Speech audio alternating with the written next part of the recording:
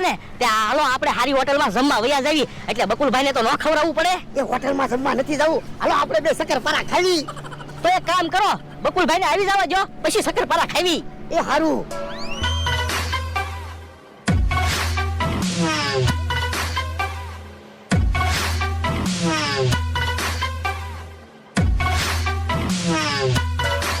બકુલભાઈ કૂટર હાકે છે પણ એને બીક લાગતી હશે. હવે એને કાઈ બીક નહીં લાગતી હોય, બીક તો હવે મને લાગે. કેમ? એ ખર્ચો થાય એટલે. હવે તમે 500 વીઘાના માલિક છો અને ખર્ચાથી હું બીવો.